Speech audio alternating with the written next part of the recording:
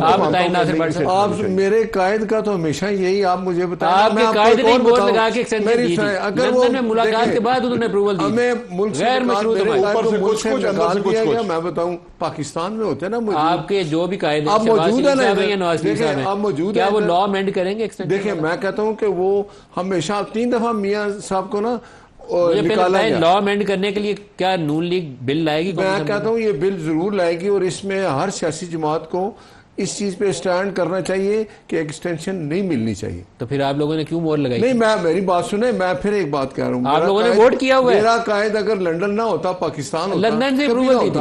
ادھر جا کے جو میسج جاتے تھے، کیا میسج ہے؟ خواجہ آصف صاحب بھی گئے تھے. دیکھیں سب گئے تھے، اب میں تو اس میں نہیں تھا، لیکن شہباز شریف صاحب بھی تھے، ایاز صادق بھی تھے. اب ایک اور بات سن لیں، جب ووٹ آف نو کانفیڈنس آیا تو یہ کیا بولا تھا انہوں نے نواز شریف کو؟ یہ تو بتا دیں. نہیں میں ادھر موجود نہیں تھا. میں ایک بات بتا دوں، ووٹ آف نو کانفیڈنس میں یہ کہا گیا تھا میاں صاحب نے کہ اگر آپ ایک جمہوری طریقے سے عمران کو ہٹا رہے ہیں تو پھر فوراً الیکشن ہوں گے. نہیں ابھی آرمی چیف کر رہے ہیں، پہلے یہ ایشو دوسری طرف نہیں جانے دو گا. آپ کی جماعت بل لے کر آئے گی؟ میں کہتا ہوں جی کہ میرے قائد کا تو ہمیشہ یہ رہا ہے کہ بھائی آپ کے قائد کا مستقل مزاجی ہوتی ہے. نہیں مستقل مزاجی. آج دیکھیں ایک بات انہوں نے ہمیشہ کی، آج وہ سارا کچھ ہوا، انہوں نے کہا تھا کہ یہ فیض، یہ باجوہ، یہ ثاقب نثار، یہ آصف سعید کھوسا، یہ بندیال بھی اس میں شامل ہے. میں کہتا ہوں وہ بھی آئے گا.